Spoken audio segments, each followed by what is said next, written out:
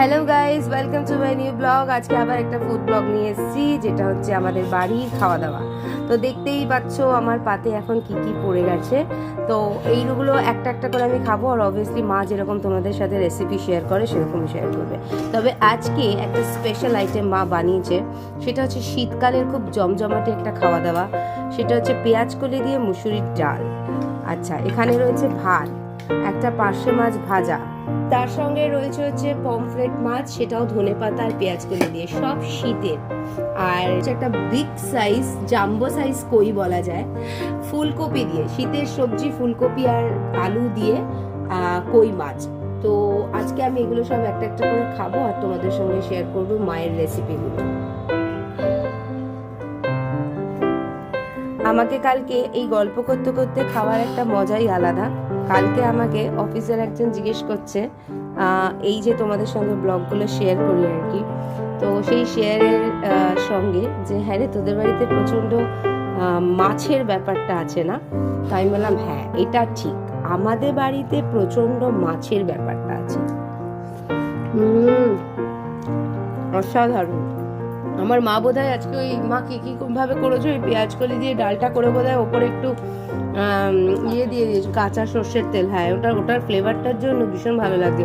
এটা হচ্ছে পেঁপে সেদ্ধ, এটা আমাদের বাড়িতে এভরিডে খেতে হয়। শাহিদ অলরেডি খাওয়া শুরু করে দিয়েছে।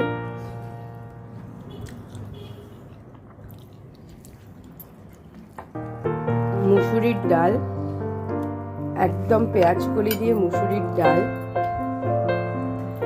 এই যে তার সঙ্গে হচ্ছে একটু কাঁচা পেঁয়াজ, আর তার সঙ্গে হচ্ছে এই মাছ ভাজা। এটাই তো অমৃত।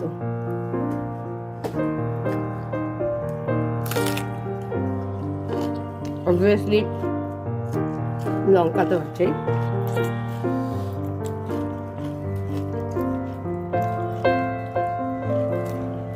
আর ডালটার মধ্যে একটা গরম ব্যাপার আছে, যদিও আমি খুব একটা গরম খাবার খেতে পছন্দ করি না, কিন্তু শীতকালে একটু গরম না হলে ভালো লাগে না, মানে খুবই খারাপ লাগে আর কি।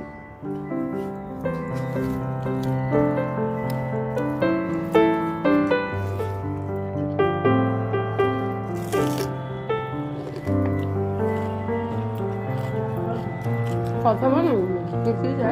হুম হুম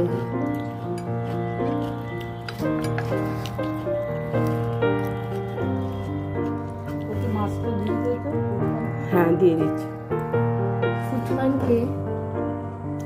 তুমি শাইনির কথা বলেছো, এগুলো তো আদরের ডাক,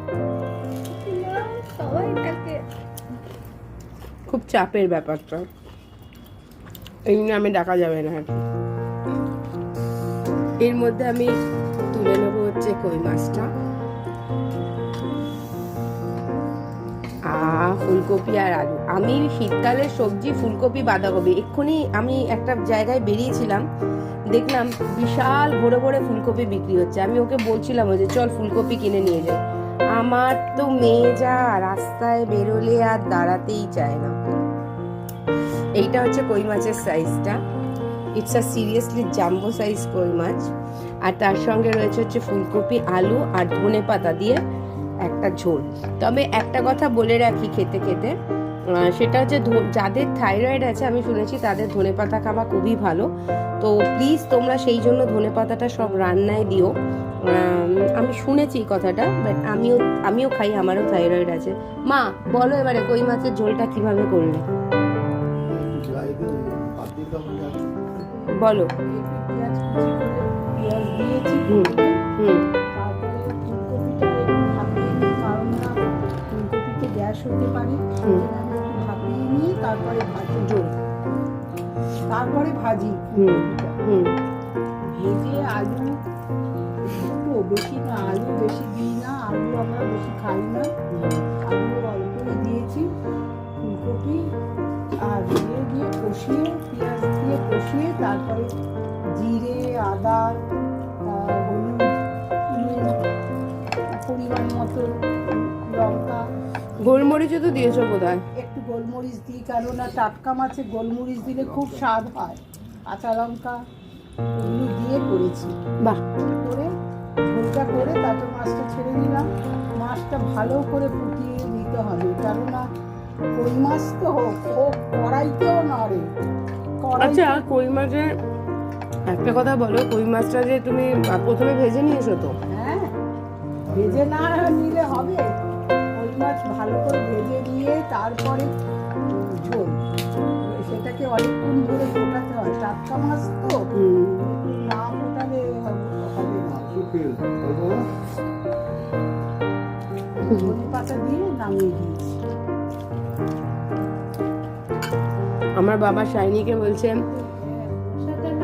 রান্নাটা এত ভালো হয়েছে যে মাংস ফেল, বাট শাইনি তো অ্যাজ ইউজুয়াল হ্যাঁ আমি করিনি, মৌরি দিই, মৌরি ছাড়াই করেছি। ওটা বোধহয় তেল তেল কই। কই আমি সেটা করিনি, আমি সাধারণভাবে করেছি। তেল কইয়ের রেসিপিটা তাহলে কি একটু বলে দাও তো? কই ওই তেলে বেশি করে তেল দিতে হয়, তেল দিয়ে মৌরিটা দিয়ে, মৌরি আদা এসব দিয়ে ভেজে ওই একই।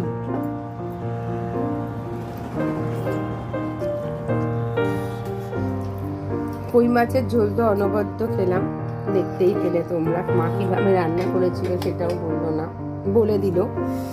তো শাইনির খাওয়া হয়ে গেছে, ও অল্প খুব খায়।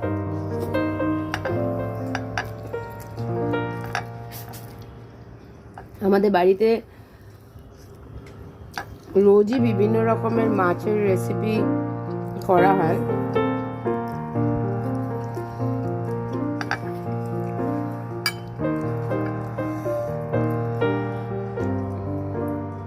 আর দিও না।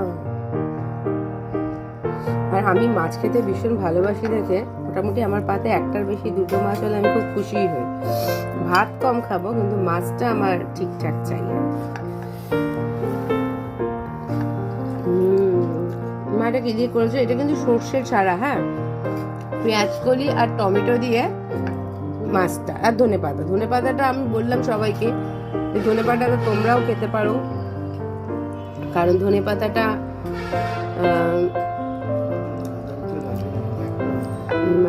থাইরয়েডের পক্ষে খুবই খাওয়া ভালো আর কি। তো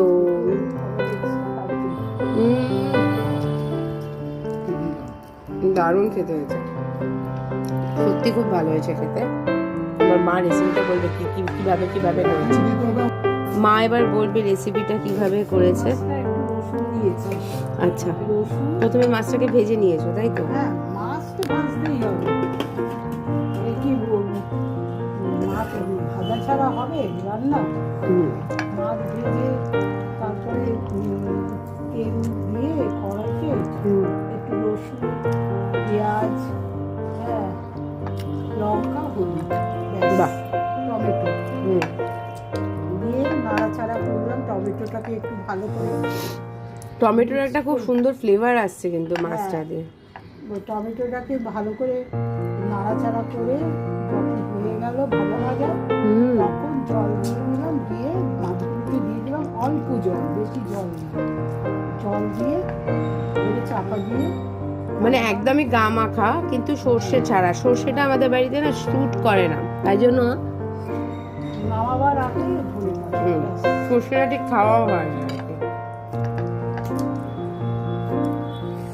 তো তোমাদের সাথে আজকে দুটো মাছের রেসিপি শেয়ার করলাম, প্লাস খাওয়া দাওয়া। তো আজকের মতো 3টে মাছ, হ্যাঁ 5টে মাছও খেয়েছি। আজকের মতন ব্লগ এখানে শেষ করছি। নেক্সট ব্লগ কিছু না কিছু নিয়ে দেখা হবে। ততদিনের জন্য টাটা, সবাই খুব ভালো থেকো।